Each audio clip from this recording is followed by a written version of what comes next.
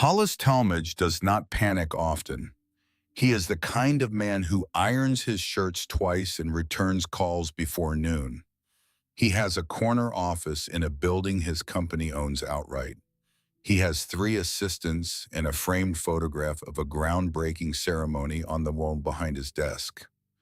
The photograph is 20 years old, so in it, a younger Hollis stands with a shovel in his hands, sleeves rolled to his elbows, grinning at something off camera. That was his first project. He was an engineer then, not an executive. He remembers the smell of freshly turned earth that morning. He remembers the weight of the shovel. He remembers believing that building something from nothing was the purest kind of work a man could do. On a Tuesday morning in March of 2024, Hollis Talmadge is pacing. His lead engineer is on hold. His site foreman is on hold. His general contractor, who has already mobilized 2 crews and a grading machine, is parked at the edge of a field with nowhere to go. $112 million of development, roads, utilities, a planned community of 340 homes is sitting completely still because of a 14-acre strip of land. Because of one man named Otis Pemberton. Hollis's attorney calls at 8:47. She says 3 words before he cuts her off. "We have a problem." He already knows. He has known since November when the filing landed on his desk. He has known if he is honest with himself for much longer than that. He stands at the window of his corner office and looks out at the Columbus skyline and thinks about the gymnasium, about the auction, about the moment 23 years ago when he laughed at a man in a canvas work coat who raised his hand to buy 14 acres nobody wanted for $31.40. That is the thing keeping Hollis awake at night. Not that Otis Pemberton is blocking his project. That part is business. What keeps him awake is the memory of his own laughter. Because now standing at this window, with a phone full of unanswered calls and $112 million frozen in a field, Hollis Talmadge understands something he did not understand in that gymnasium. He was not the smartest person in the room that day. He was only the loudest. Go back 23 years. October 14th, 2001. Before the auction, before the gymnasium, before any of it, there is a kitchen table on Cutter Road. 6:15 in the morning. Otis Pemberton sits with both hands flat on the surface looking at a white envelope. Inside the envelope is a money order for $36 made out to the Marshall County Treasurer. He has owned this money order for 11 days. He has carried it in his coat pocket, then moved it to the kitchen drawer, then taken it back out and placed it on the table where he can see it each morning. Otis is 51 years old. He has a face that looks older in winter and younger in summer. And right now, mid-October, he looks exactly his age. His hands are rough from work. His hair has gone gray at the temples in the way that happens to men who spend more time outdoors than they intend to. He works seasonal maintenance for an agricultural warehouse on the edge of town. No benefits, no pension, the kind of job that exists only as long as the building does. Colleen Pemberton sets a plate of eggs and a cup of coffee in front of him. She is 49. She has been married to Otis for 27 years, which means she has learned to read the architecture of his silences. She sees the envelope. She does not ask about it. She asks a different question. "What time will you be back?" "Before lunch," Otis says. She nods. She picks up her own coffee and stands at the counter. Through the kitchen window, Otis's Ford truck sits in the gravel drive. It is a 1994 model. The shocks need replacing and have needed replacing since July. The quote from the mechanic was $240, and Otis said he would get to it next month. He has said that for 3 months now. Colleen teaches as a classroom aide at the elementary school 3 days a week, $780 a month. Willa, their daughter, is 12 and sleeping upstairs. Next month is the deadline for her extracurricular fees. $36 is not a large sum of money, but in this house, $36 is 2 weeks of gasoline. Otis knows this. He looks at the envelope. He picks up his coffee. He drinks it slowly, the way a man drinks coffee when he has already made a decision and is simply waiting for the morning to catch up. Colleen does not ask, "Are you sure?" She has lived with Otis long enough to know that when he sits with an envelope for 11 days and does not open, it does not mail it, does not put it away. It means he was sure on day one. The 11 days are not hesitation. They are respect for the weight of what he is about to do. He finishes his coffee. He puts on his canvas work coat with the torn left pocket. He picks up the envelope. He walks to the truck. Colleen watches from the kitchen window until the truck turns onto the county road and disappears behind the tree line. Then she sits down at the table and opens her library book to the page she marked last night. The house is quiet. Upstairs, Willa sleeps. The Marshall County tax auction is held in a gymnasium that smells like old bleacher wax and burnt coffee. 8 folding tables arranged in 2 rows. A coffee pot in the corner that nobody has cleaned since August. 41 people sit in plastic chairs. The auctioneer has a laminated sheet and the voice of a man who has done this 300 times and stopped caring around number 200. He reads parcel numbers the way a train conductor calls stations. Mechanical, board, moving. Otis arrives and sees Sheldon Whitford sitting in the last row. Sheldon is 53, a former county road surveyor who retired early because of chronic back pain. He has a can of coffee he brought from home and a flannel shirt buttoned to the collar. Sheldon has been Otis's neighbor on Cutter Road for 8 years. They drink beer on Sheldon's porch most Friday evenings. They do not talk about much. They do not need to. Sheldon waves. Otis sits down beside him. Sheldon leans over and asks quietly which parcel. Otis says 7114. Sheldon frowns. He knows the parcel. He surveyed this part of the county for 20 years before his back gave out. 14 acres south of the ridge, landlocked, no utilities, no road access. He walked through it once during a boundary survey in the early 90s. Waist-high weeds, he says so now. That dead parcel, no road, no electric, nothing. Walt, I walked through there doing survey for the county. Weeds up to your belt. Otis does not answer. Sheldon shakes his head but does not press. He has learned that Otis's silences are not empty. They are full of something Otis has not yet decided to share. The auction moves fast. Parcel after parcel, farmland, gravel lots, a condemned house on River Street that draws 3 bids and sells for $900. The room has a rhythm. Raise a hand sign, a sheet, move on. Then the auctioneer reads parcel 7114. 14 acres, no utilities, no road access, back taxes owed $31.40. A man in the 3rd row laughs out loud. The man is Hollis Talmadge. He is 38 years old. He has just purchased the 280-acre parcel directly adjacent to 7114 on behalf of Meridian Land Partners, a development company out of Columbus with 12 active projects and 3 more in contract. He is by any reasonable measure the most important person in this gymnasium.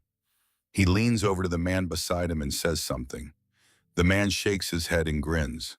14 acres landlocked, no road, no utilities, assessed value $400. A dead end wrapped in weeds. Nobody moves, except Otis Pemberton. He raises his hand. The auctioneer points. Otis's hand comes down. The room moves to the next parcel. Hollis does not look over. He does not need to. He has already forgotten parcel 7114 exists. Sheldon Whitford turns to Otis. His voice is low, but his expression is not. Walt, are you serious? Otis does not turn around.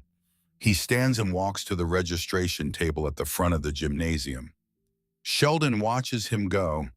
8 years of Friday evenings of shared silences and borrowed tools, and for the first time, Sheldon feels he does not understand the man sitting next to him. At the registration table, Mavis Prentice takes Otis's money order and hands him a carbon copy receipt and a deed application. Mavis has worked this table for 16 years. She has processed hundreds of these transfers. She does not comment on the parcel. She does not need to. Her face says what everyone in the room already thinks. Otis folds both papers and puts them in his coat pocket, the one that is not torn. He walks to the corner and pours himself a cup of coffee from the pot nobody has cleaned. He drinks it standing up facing the wall in no hurry at all. 4 locals near the door watch him walk out. One of them says something about the parcel. Another says it is not worth the gas to drive out there. The third agrees. The fourth has already stopped paying attention. Otis drives home. The road from the gymnasium to Cutter Road takes 40 minutes. He drives the speed limit the entire way. He does not turn on the radio. The envelope is gone from his pocket. In its place is a carbon copy receipt and a deed application folded once. Colleen is at the kitchen table when he comes in. Library book open, cup of tea gone cold. She looks up. She does not ask how it went. Otis sets his coat over the back of a chair. He says 2 words. Got it. She says how much? $31.40. She picks up her tea. She takes a sip. She does not say anything else. That is the thing about Colleen, 27 years. She has learned that when Otis says he got something, he means more than the thing itself. She does not ask what the more is. She goes back to her book. Otis sits down. He takes the folded papers from his coat pocket and smooths the receipt flat against the wood. He looks at it for a long time. $31.40. 14 acres. Parcel 7114. To anyone else in that gymnasium, those 14 acres were a dead end. Landlocked, no road, no utilities. Worth less than the filing fee to register it. Hollis Talmadge laughed for a reason. Most people in that room would have agreed with him. Most people had not spent 14 months in the Marshall County Public Library reading Road Commission, minutes from 1947 to 1974. Otis had. He knew something about Parcel 7114 that was not on the auction sheet. It was not in the deed description. It was not in the county's assessed value.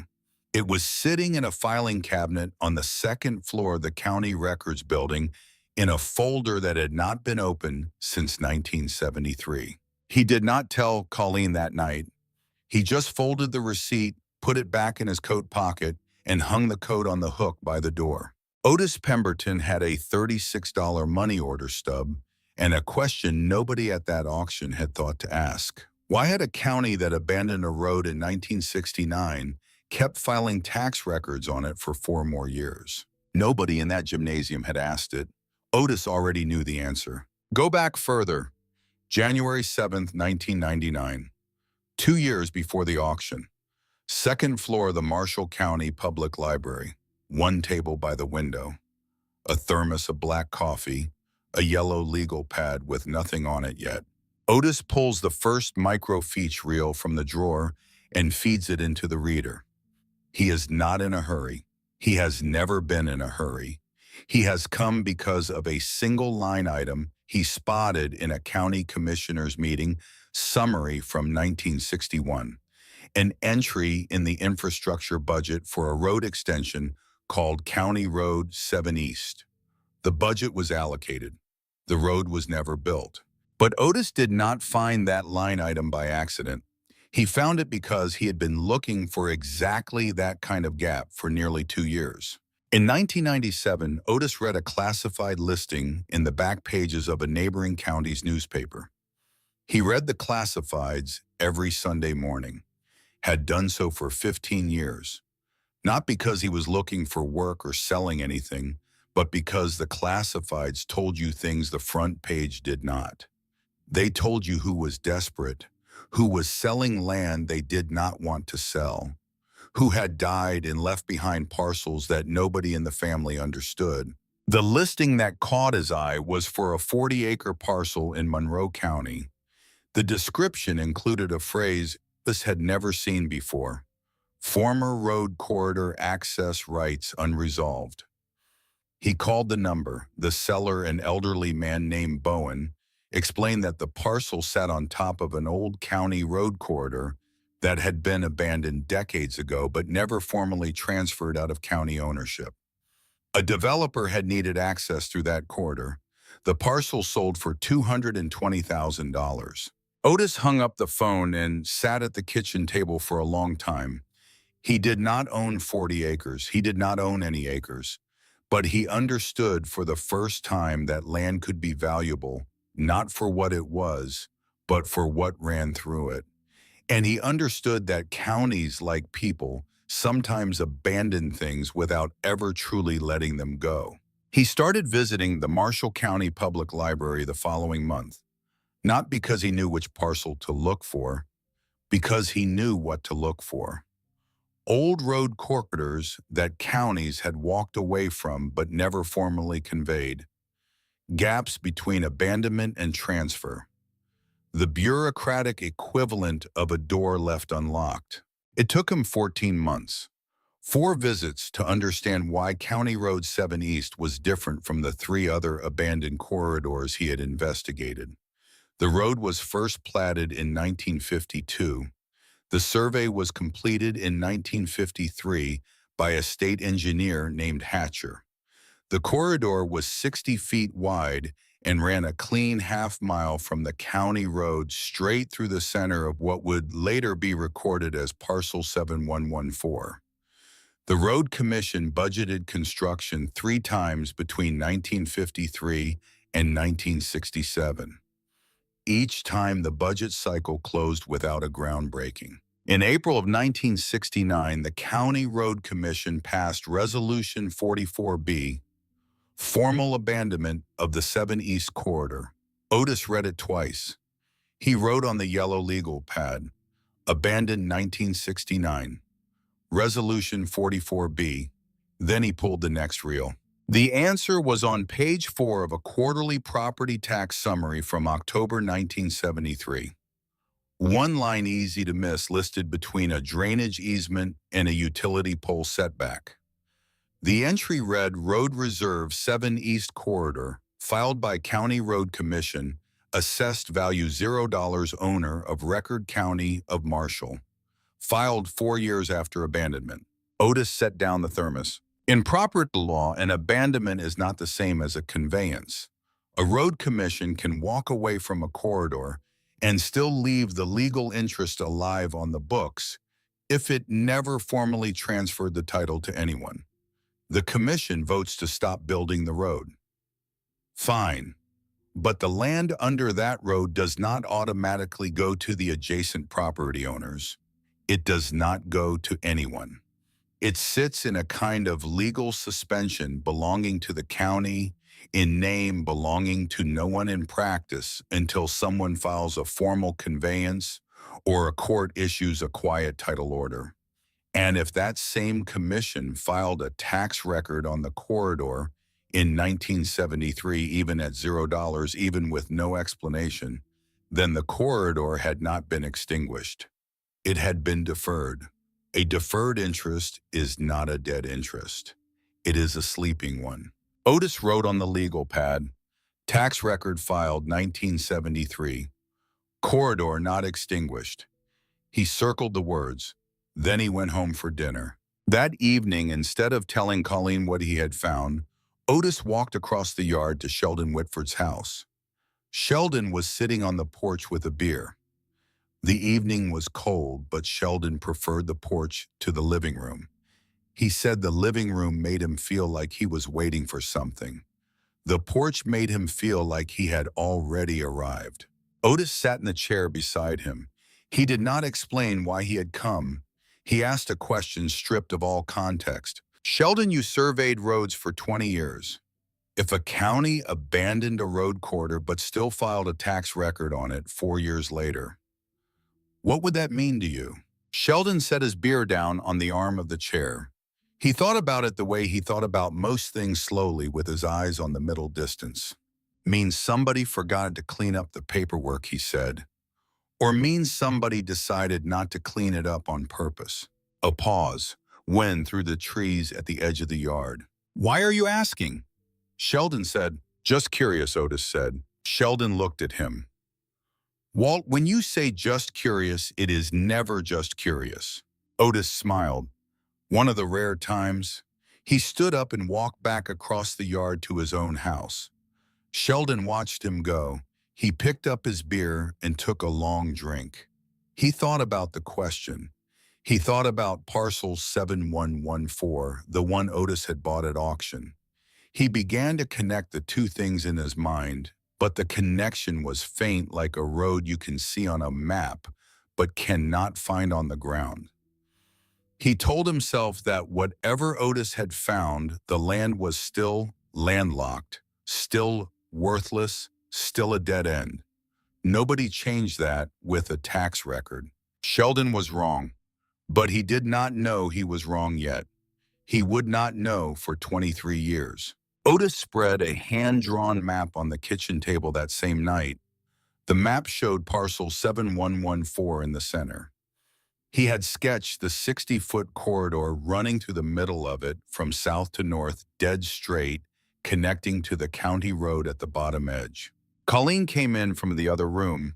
She stood at the table and looked at the map. The kettle was on the stove. It had not boiled yet. She said, "Is that the marshland?" Otis said, "Not yet." She said, "One more thing." When? When they need it more than I do, Otis said. Colleen stood there a moment longer. Then she said something she had not planned to say. "Otis Willa needs braces next year." Otis looked up. This was not a question about land. This was a question about priorities, about where $31 sat in a household, where $780 a month was the difference between making it and not. "I know," he said. Colleen said, $31 is fine. But if you are planning to hold this land long-term, you are keeping money in the ground instead of in this house. Silence. Otis said, "I will not let this family go without." Colleen looked at him. She nodded, not a nod of agreement, a nod of acknowledgement. The kind of nod that says, "I hear you and I am choosing to believe you, and if you are wrong, we will both know it." She went back to the stove. That was the only time Colleen Pemberton spoke directly about the cost of what Otis was doing. And that is why in every year that followed, every time Otis turned down an offer for that land, he was not only refusing Meridian's money, he was keeping a promise to Colleen that the waiting would be worth it. Otis drove out to the parcel in February of 1999. The ground was frozen. He brought a compass and a photocop of the 1953 Hatcher survey. He walked the 60-foot corridor from the county road to the northern boundary of the parcel. It took him 40 minutes. No structures inside the corridor, no fence lines that post-dated 1969. The land was clean. He drove out again in April, again in September. He started a notebook, green spiral bound.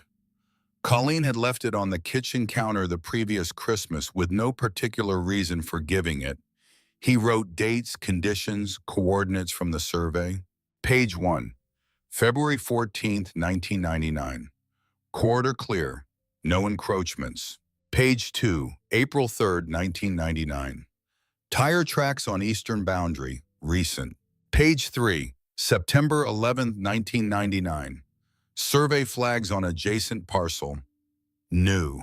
The flags were Meridian's. Otis began tracking adjacent parcel purchases at the county recorder's office that fall.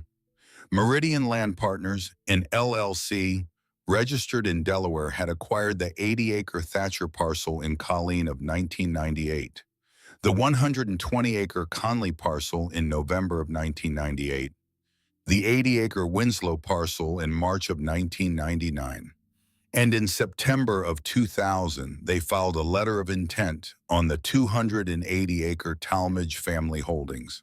Otis drew each acquisition on his kitchen map. He did it slowly, one parcel at a time, the way you fill in a picture. When he drew the last one, he set down his pen.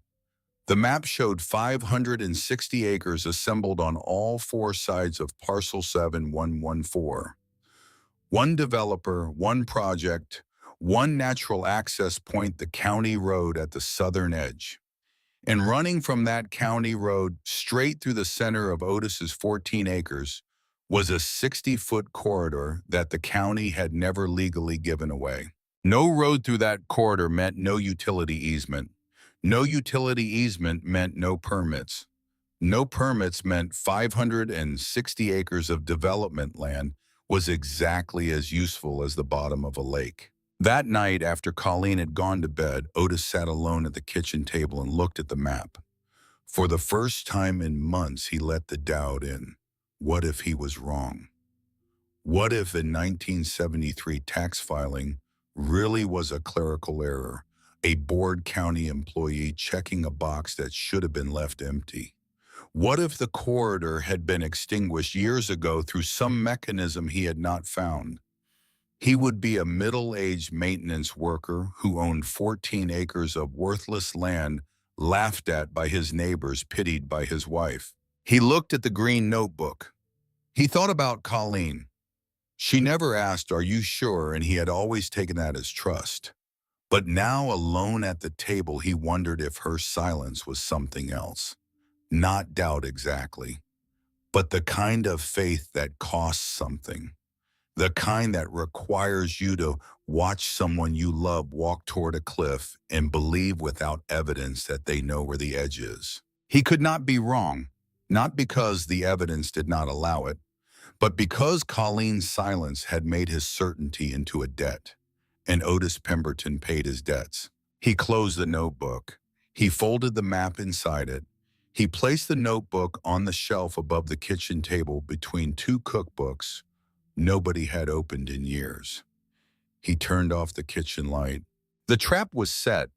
Now came the waiting. $4,000. The man on the front porch said it like a period at the end of a sentence, like the conversation was already over and the rest was just courtesy. His name was Willard Ashburn. He was in his early 30s, pressed khakis, clipboard in one hand, company pen in the other. A white truck with the Meridian Land Partners logo was parked in the gravel drive behind Otis's Ford, which still had the same bad shocks it had in 2001. Willard had driven 40 minutes from Columbus for this. He had a purchase agreement in a manila folder and a number he had been authorized to offer, and a belief rooted in experience that everyone has a price. He said 14 acres with no road access was a difficult asset. He said the taxes alone were a burden. He said he wanted to save Mr. Pemberton the trouble of holding land that would never appreciate. He said $4,000 like a man who had never been told no by someone who meant it. Otis was standing at the screen door, coffee cup in his right hand. Canvas work coat on the same one from the auction 3 years earlier, torn left pocket and all. He listened to every word Willard said. He did not interrupt. He did not shift his weight. When Willard was finished, Otis said 2 words. "No, thank you." Willard blinked. He adjusted his grip on the clipboard. "Mr. Pemberton, you paid $31 for that parcel. This is more than 100 times your investment." "I know what I paid," Otis said. Willard stood on the porch for another moment. He was accustomed to people who needed time to think it over, who asked to call their wives, who wanted to see the number in writing before they committed. He was not accustomed to a man who had clearly made his decision years before Willard's truck turned onto Cutter Road. Otis said, "Drive safe." He let the screen door close. Willard walked to his truck. He sat behind the wheel for 30 seconds before starting the engine. He looked at the house, small white porch in need of paint, a 12-year-old Ford in the driveway, a man who had just turned down $4,000 for land that produced nothing, connected to nothing, and led nowhere. Willard shook his head and drove away. He would file his report. He would mark the parcel as unresolved. He would not come back. Upstairs, Willa Pemberton was sitting at her desk pretending to do homework. She was 15. She had seen the white truck pull in through her bedroom window. She had watched the man with the clipboard walk to the front door. She had watched him leave. That evening at dinner, she asked her father about it. "Dad, what did that man want?" "Wanted to buy the land," Otis said. He did not look up from his plate. "The land with the line through the middle." Otis paused. He looked at his daughter. She remembered the kitchen table map from 3 years ago. The hand-drawn parcels, the corridor running through the center. She had been 12 then, sitting at this same table watching her father sketch something she did not understand but somehow knew was important. He nodded. "Did you sell it?" Willa asked. "No. Why not?" Otis set down his fork. He thought about the question. He could have said, "Because it is worth more than $4,000. He could have said, "Because they need it more than I do." He said something else instead. "Because the line through the middle is more important than the land." Willa did not fully understand, but she wrote the sentence in a notebook that night. The same notebook where she had written what her father told her the summer before, that the corridor used to matter and would matter again. She did not know why she was keeping these sentences. She kept them anyway. The years between 2004 and 2009 moved the way years move in a house where patience is the organizing principle. Slowly, without spectacle. Otis paid the annual tax bill on parcel 7114 every spring. $11.20. He mowed the corridor twice a year with a push mower, once in Colleen, once in September. He kept the survey markers clear. He replaced the boundary flags after every winter. Nobody watched him do this. Nobody asked why. That was the point. One evening in November of 2006, Otis came home from the last mowing of the season. His boots were caked with mud. His shoulders ached. He had spent 3 hours pushing a mower through waist-high grass in a corridor that no one else on earth cared about. Colleen was reading at the kitchen table. She looked up, looked at his boots, then at his face. "You are happy," she said. "Corridor still clean," Otis said. "You are always happy when you come back from there." He sat down across from her. The kitchen was warm, steam on the windows. He did not speak for a while. Then Colleen said something she had not said in the 5 years since he bought the parcel. "You do not have to explain it to me, but if you want to, I am here." Otis looked at her. He said, "Not yet. But there will be a time." She nodded. She went back to her book. This was how they loved each other. Not through grand declarations or arguments resolved, through the space they kept for each other inside their silence. In 2009, the county called. A man named Assistant Administrator Fowler, speaking in the cautious tone of someone who had been instructed to be cautious. He said the county was reviewing historical road abandonment files. He said there might be a residual public interest in the 7 East Corridor. He said the county wanted to discuss a quiet title action. Otis listened to all of it. He asked one question: is the 1973 tax record on the corridor still in the county archive? Fowler said he would have to check. "Check," Otis said, "then call me back." Fowler did not call back. Otis wrote in the green notebook, page 14, 2009. County called. Someone is pushing them from behind. He did not know who. Not yet. He found out the following year. In 2010, in a glass-walled conference room in Meridian's Columbus office, a woman named Myra Fenimore sat across from Hollis Talmadge with a project map spread between them. Myra was 44. She had been Meridian's deputy project director for 3 years. She wore a gray blazer and kept her hair short and made decisions the way engineers build bridges, with load calculations first and aesthetics second. The map showed the Marshall County project, 560 acres divided into development phases, each one shaded a different color. Roads, utility corridors, housing clusters, a community center, 2 parks. In the center of the map, like a hole punched through the middle of a painting, sat parcel 7114. No color, no shading, empty. We cannot get utility permits without resolving access through this corridor, Myra said. The entire infrastructure design for the project depends on the connection point at the southern edge. Hollis leaned back in his chair. How much does he want? He does not want to sell. That is the problem. It is not about price. He simply says no. Hollis shook his head. Everyone who owns something wants to sell it. We have not found the number yet. Myra looked at him for a moment. The look was not insubordinate, but it was not deferential either. It was the look of a woman who had learned to measure the distance between confidence and blindness. Or he knows something we do not know, she said. Hollis did not answer immediately. This was the first time in the meeting he did not have a ready response. Myra pressed, I recommend we hire someone to investigate the full title history of this parcel instead of continuing to send people to knock on his door. Hollis tapped his fingers on the table. That is expensive. Cheaper than losing $112 million, Myra said.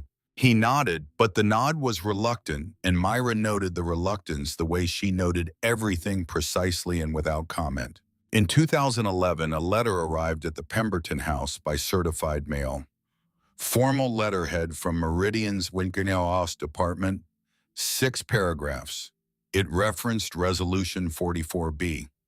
It cited the county's abandonment of the corridor.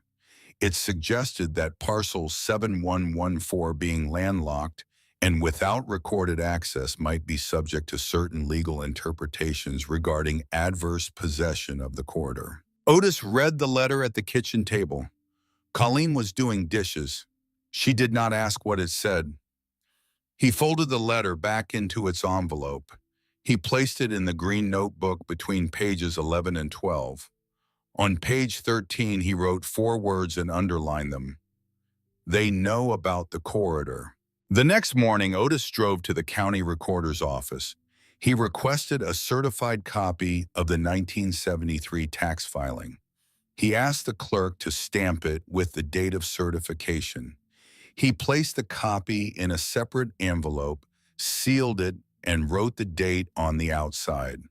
He was building an evidentiary record, not out of panic, out of the understanding that a document is only as strong as the chain of custody that protects it, and that one day someone would try to call the 1973 filing a mistake. When that day came, Otis would have a certified copy dated years before the dispute, proving the record existed exactly as filed. In 2013, Myra Fenimore stopped waiting for Otis to change his mind. She drafted a proposal to the Marshall County Tax Assessment Board requesting a reassessment of parcel 7114. Her argument was precise. The parcel sat within a designated development planning zone. Its assessed value should reflect potential use, not current condition. If the board agreed, Otis's annual tax bill would increase from $11.20 to $380, 34 times the current amount. Not enough to bankrupt anyone, but enough to send a message. Holding this land will cost you more every year. Otis received the reassessment notice by mail. He sat at the kitchen table and read it. Colleen was at the counter. She saw his hand tighten around the edge of the paper. She asked, and it was one of the rare times she asked directly. Bad news. They want to raise the tax on the land, Otis said. How much? $380 a year. Colleen did the math silently. $380 was half of 1 month of her aide salary. She did not say anything, but she placed her hand on Otis's shoulder as she walked past. A small gesture. Brief. The kind of touch that carries more weight than an hour of conversation because it is offered without being asked for. Otis drove to the county office the next morning. He examined the reassessment proposal. He saw the name on the filing, Myra Fenimore. He wrote her name in the green notebook. It was the first time he recorded the name of a specific opponent. He wrote his objection by hand. 3 pages, neat handwriting, single-spaced. He cited the county's own records showing the parcel had no formal road access, which meant it could not be assessed based on development potential it could not legally achieve. He filed the objection. The county reviewed it. They upheld his position. The tax remained $11.20. Myra read the decision in her office in Columbus.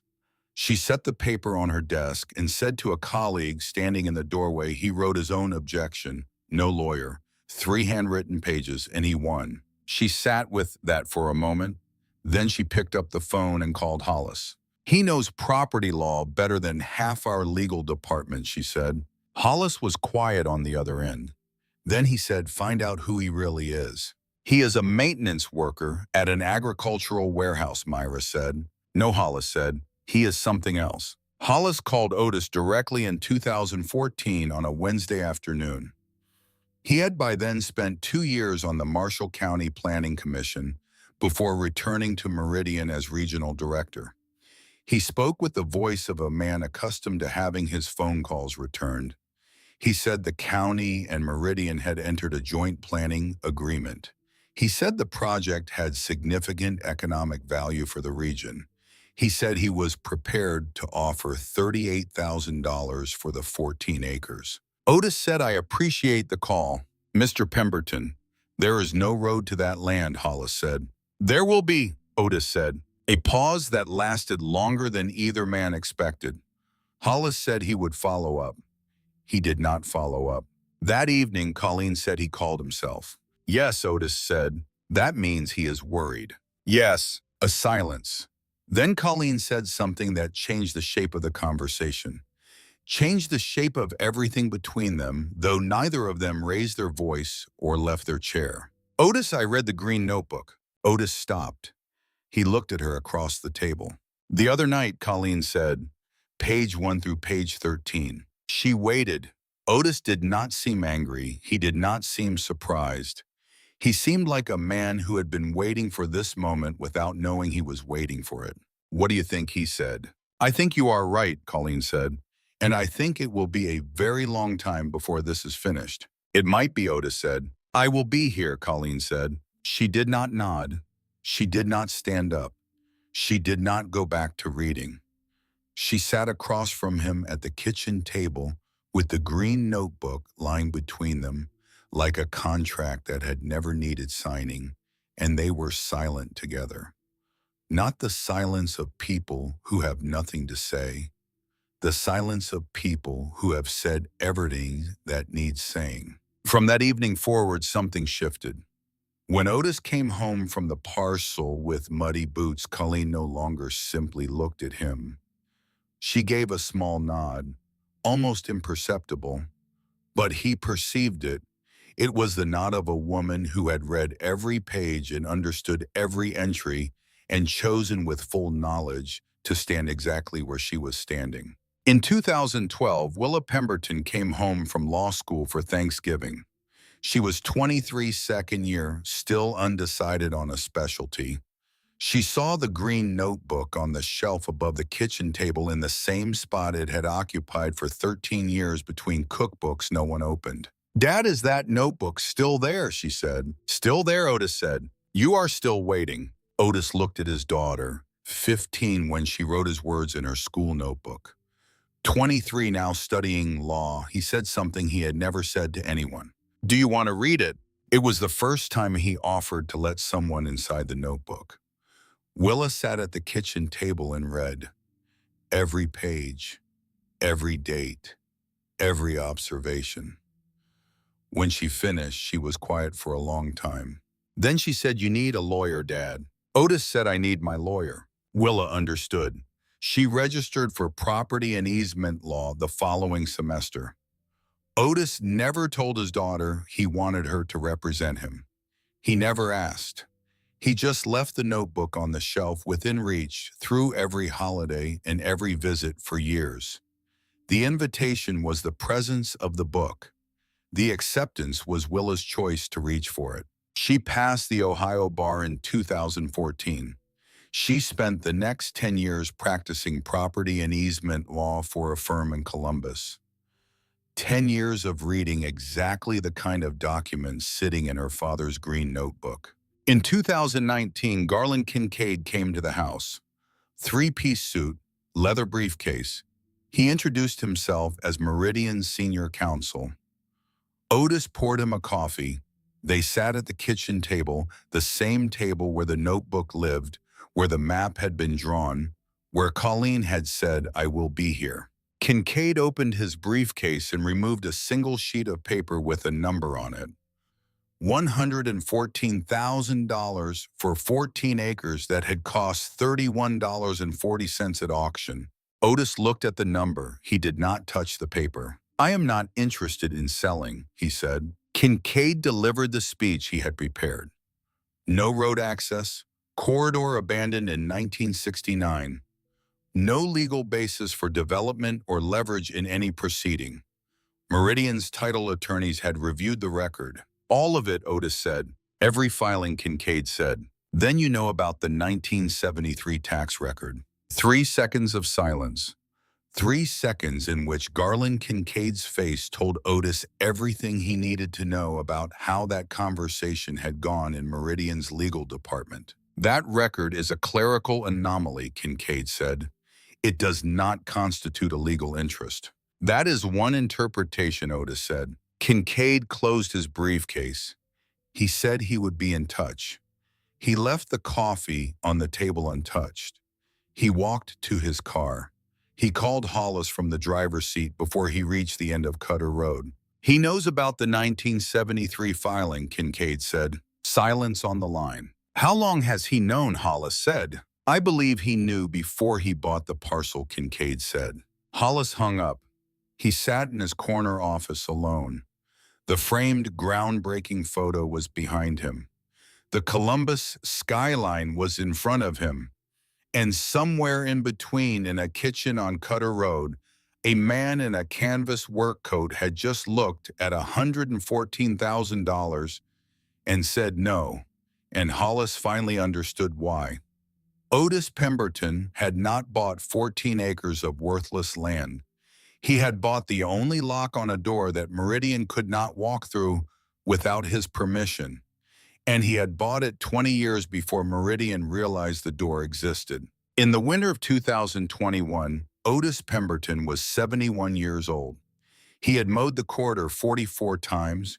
He had paid the tax 20 times. He had said no to 3 offers and 1 implied threat. And in January, he developed a cough that would not go away. Colleen drove him to the hospital on a Tuesday. Pneumonia, they admitted him. 8 days. Colleen sat beside his bed every day reading the same library book she read at the kitchen table, maintaining the rhythm of their life in a room that smelled like antiseptic and hummed with machines. Willa flew in from Columbus on day 2. She stood in the hospital doorway and looked at her father, 71 years old, thinner than she had ever seen him, asleep with his mouth slightly open and his hands resting on the blanket the way they rested on the kitchen table at home. She sat down beside her mother. On day 3, Otis was sleeping. Colleen leaned toward Willa and spoke quietly. "The green notebook is in the inside pocket of your father's coat. It is hanging on the hook by the front door at home." Willa looked at her mother. "I think it is time you read it again," Colleen said, "including the last page." Willa drove to the house. She took the coat from the hook. She felt the weight of the notebook in the pocket before she pulled it out. She sat down at the kitchen table. The house was empty and cold. She turned to the last page her father had written. Page 18, September 2021. One line in his handwriting, steady but smaller than the earlier pages, the handwriting of a man whose hands had begun to feel the years. "If I am not here, Willa knows what to do." Willa sat at the table where her father had drawn the first map when she was 12 years old. where she had watched him sketch parcels in pencil while she did not understand what she was seeing, where she had eaten dinner the night Willard Ashburn's white truck pulled into the driveway and she had asked why the land had a line through the middle. She put both hands flat on the table the same way her father did when he was thinking, and she cried. Not because she was in, because she understood he had not bought a piece of land. He had built something that would outlast him, and she was the final piece. Otis recovered. He came home. He resumed mowing the corridor. He did not mention the notebook or the hospital or the line he had written on page 18. Willa did not mention it either, but she began preparing. She requested certified copies of every document referenced in the Green Notebook. She researched Ohio case law on abandoned road corridors. She built her own file separate from her father's, organized the way a litigation attorney organizes a file she expects to open in court.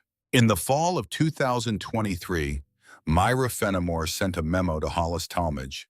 The corridor title question remained unresolved.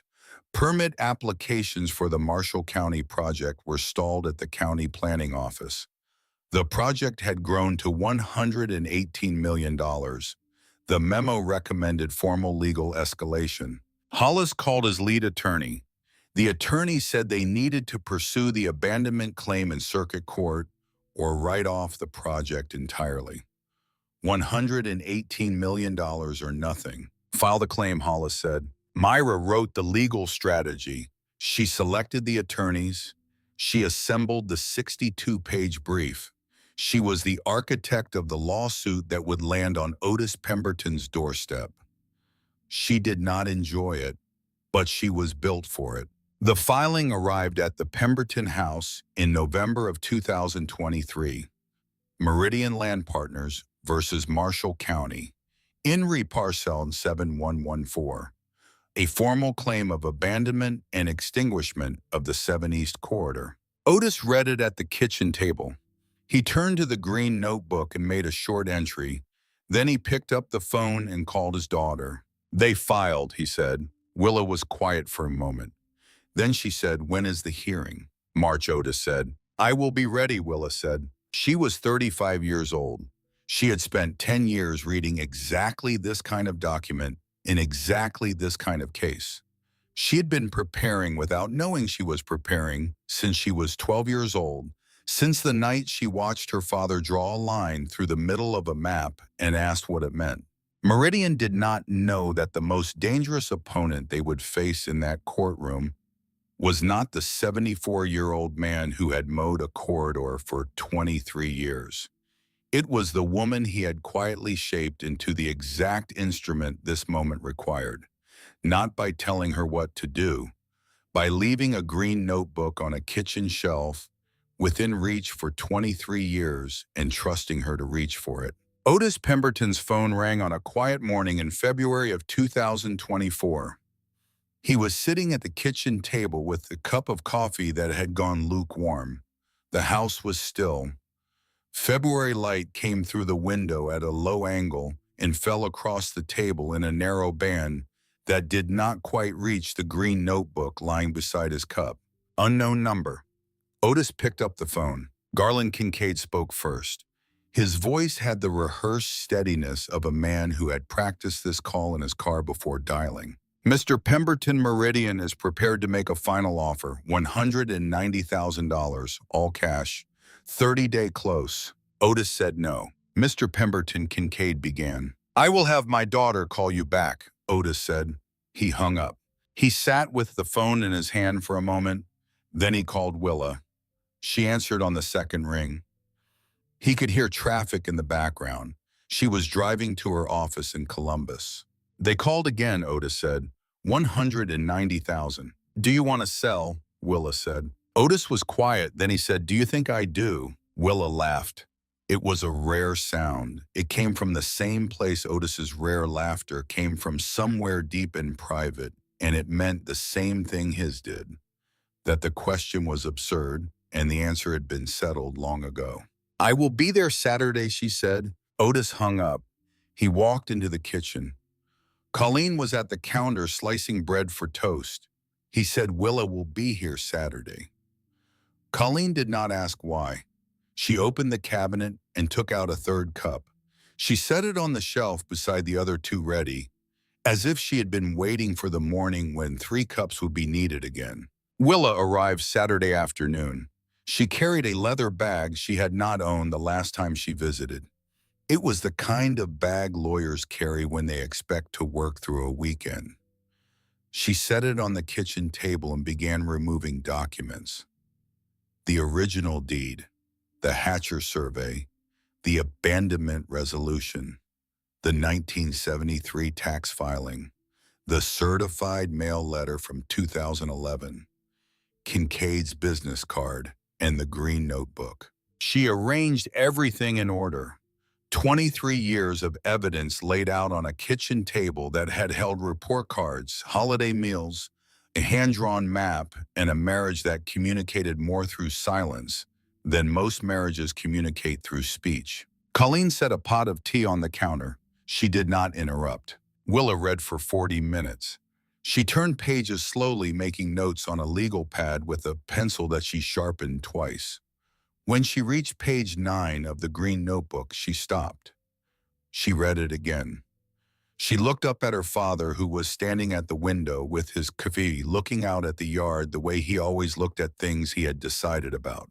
"Dad, did they ever record a formal conveyance of the corridor?" "No," Otis said without turning from the window. "And the county taxed it in 73. "Page 9, Otis said. She looked at the page one more time, then she said one word.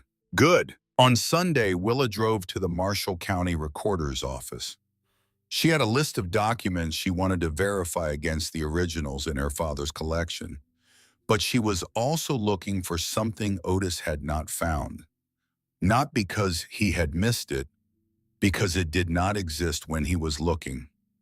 Archival records from the 1970s had been digitized in 2018 as part of a county modernization project.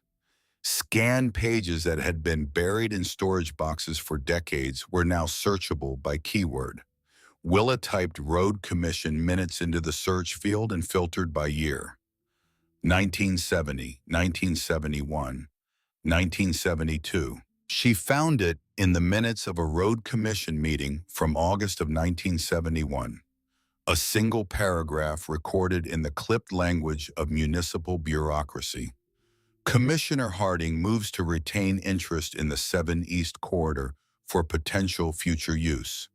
Motion noted, no vote taken. Willa read the paragraph 3 times. Then she sat back in her chair and stared at the screen. No vote taken meant the motion had not passed, but it had been recorded.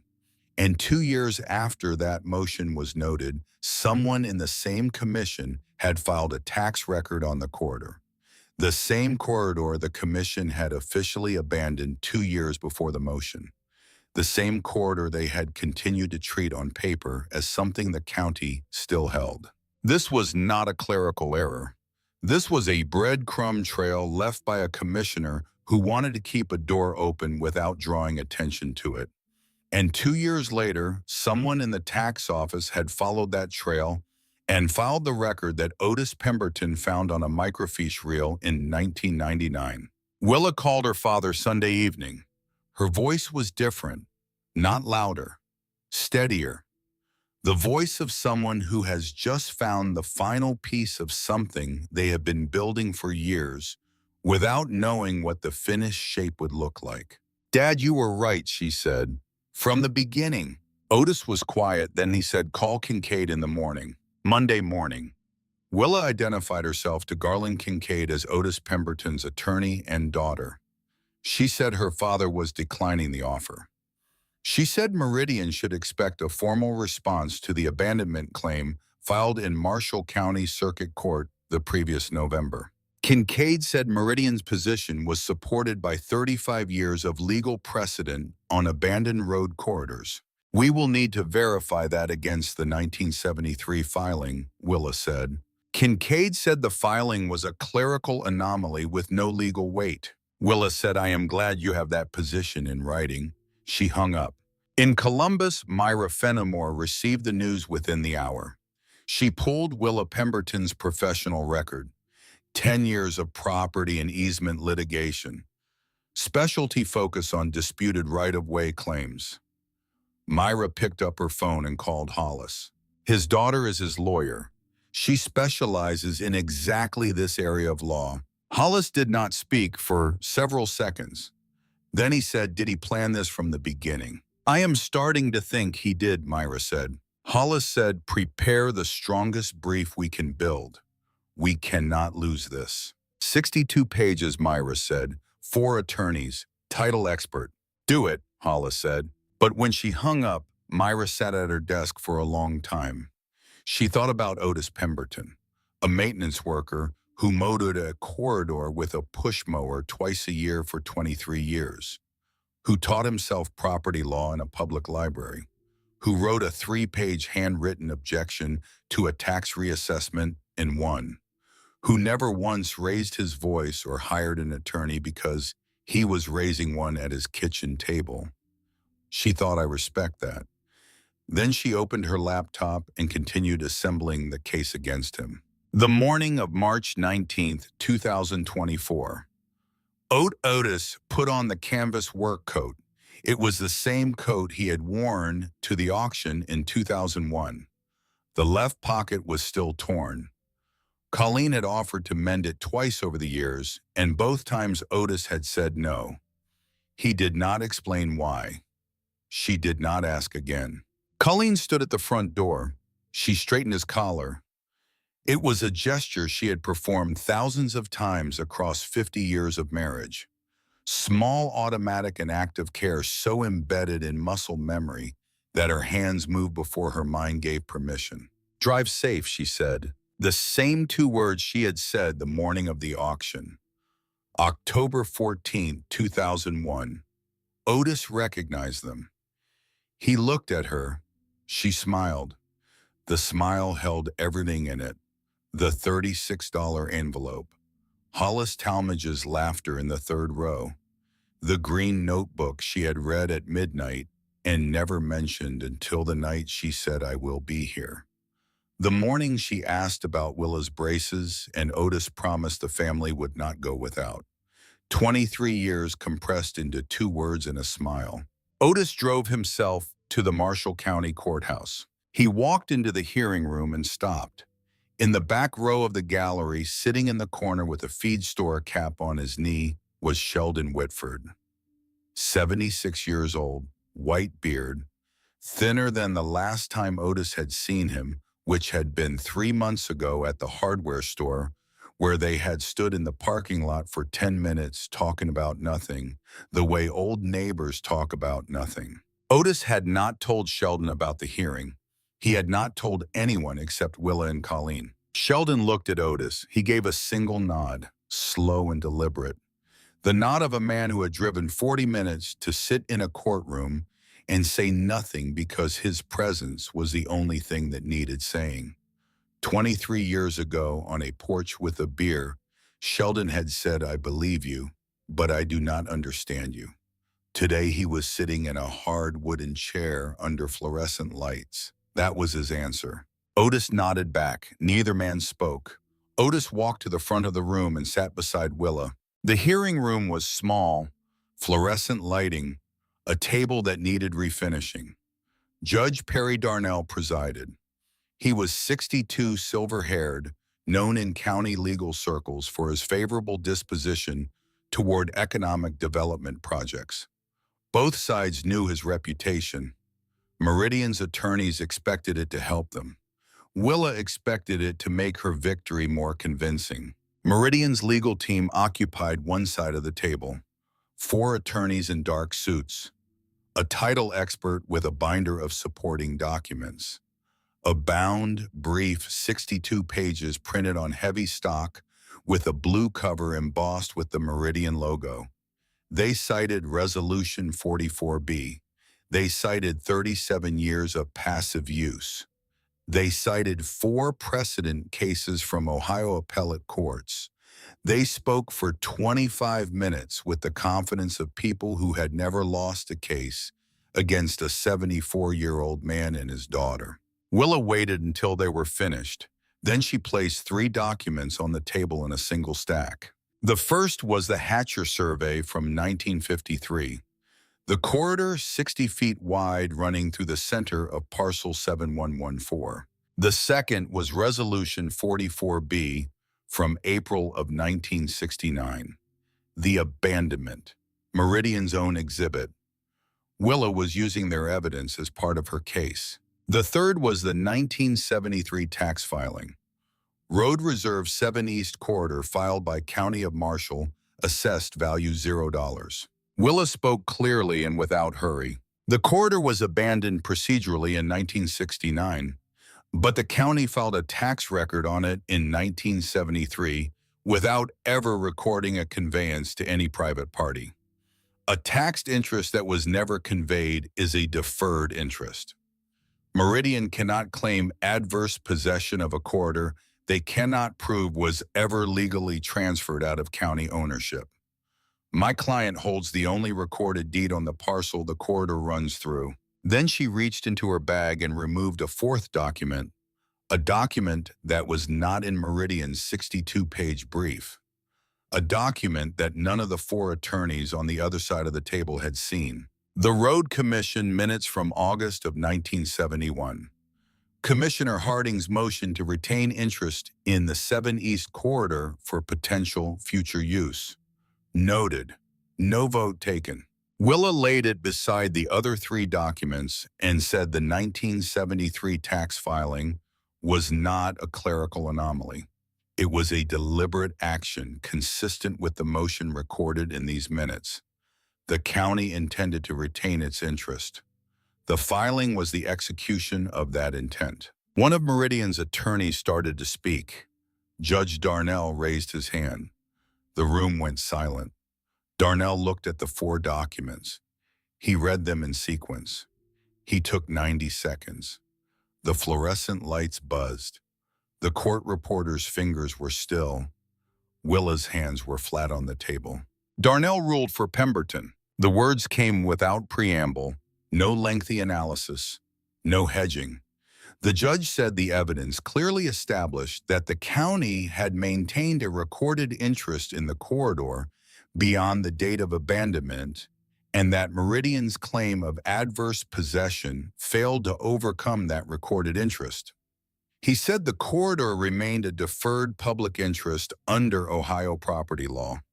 He said the matter was resolved. Meridian's lead attorney reached for his phone before the judge finished the sentence. Willa turned toward the gallery. She looked at Sheldon Whitford. He was nodding slowly the way old men nod when something they waited decades to understand finally makes sense. His eyes were wet. He did not wipe them. He let them be wet. Willa looked past Sheldon to the chair beside him. It was empty, but on the seat there was a paper cup. Tea. Cold, the bag still in it, the string hanging over the side the way Colleen always left it when she drank tea away from home. Colleen had been there. She had sat through the hearing beside Sheldon Whitford, 2 people who loved Otis Pemberton in different ways and for different reasons, watching his daughter dismantle a $118 million lawsuit with 3 documents in a notebook. And Colleen had left before the ruling. She had not needed to hear the words.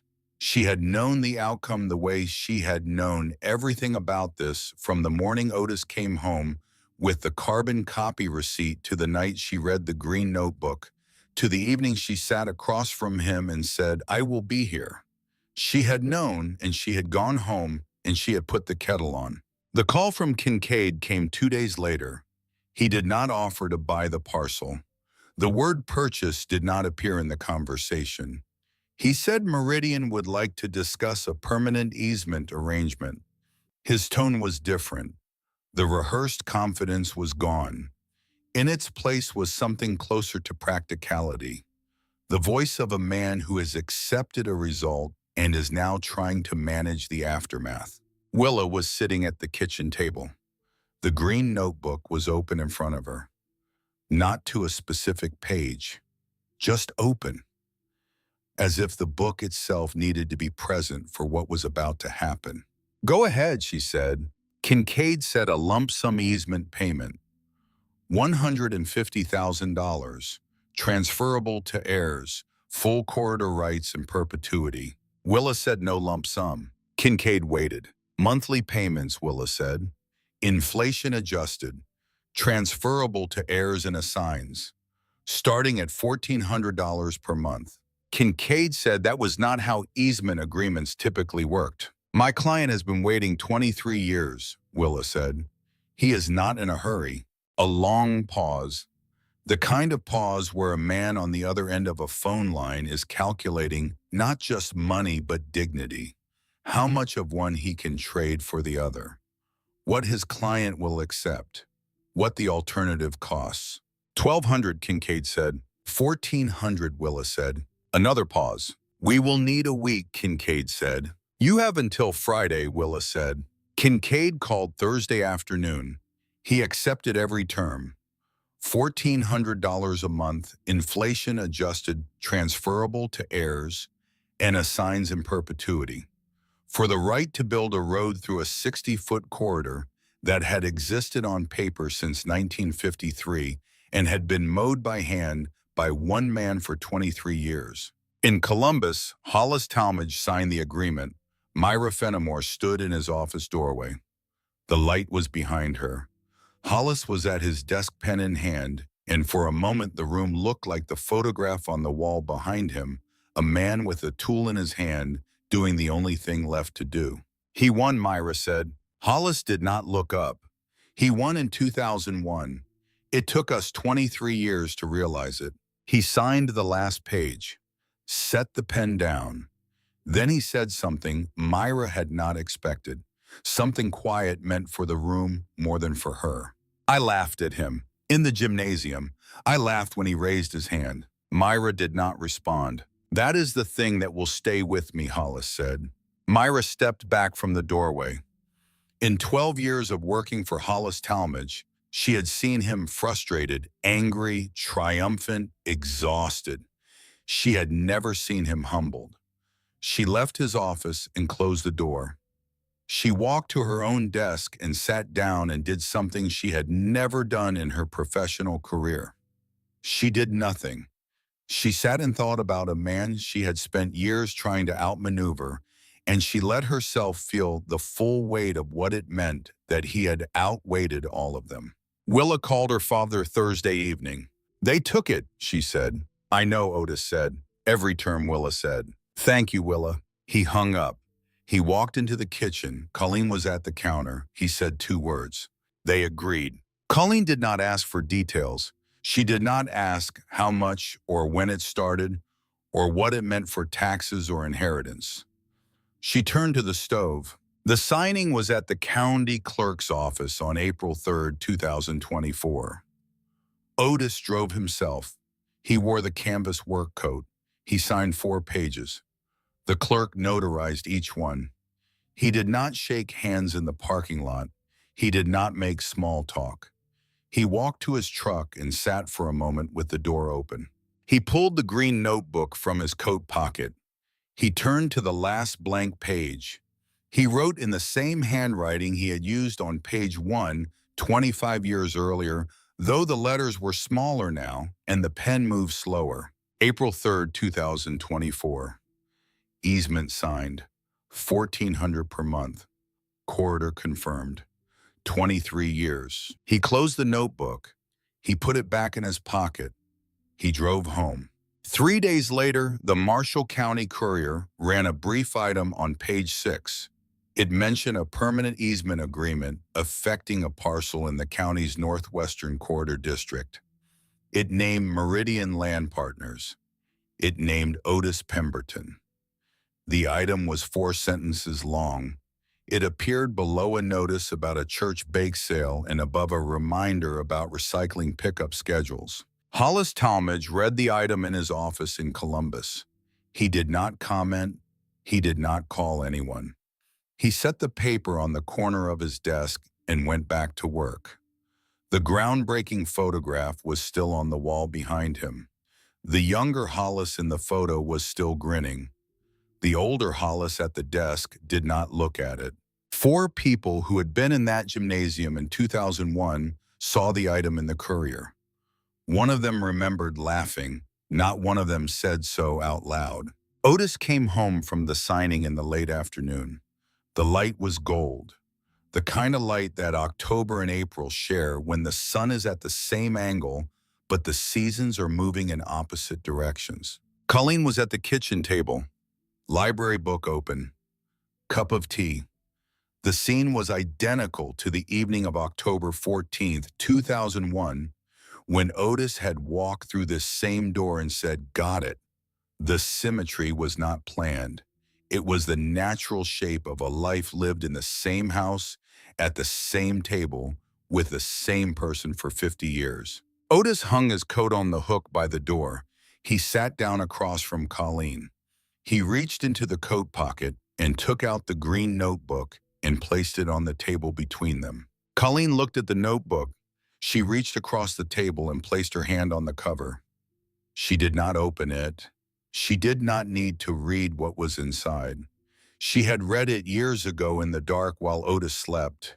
She knew every page. She placed her hand on the green cover the way you place your hand on something that has traveled with you for half your life. Not to read it or claim it or move it, just to touch it, just to acknowledge what it was and what it had cost and what it had built. Then she stood. She picked up the notebook. She walked to the shelf above the kitchen table, the shelf where she kept cookbooks that no one opened, and she placed the green notebook back in its spot. The same spot it had occupied since 1999, as if it had never left. Otis watched her. He did not speak. He did not need to. On Friday evening, there was a knock at the front door. Otis opened it. Sheldon Whitford stood on the porch. 2 cans of beer.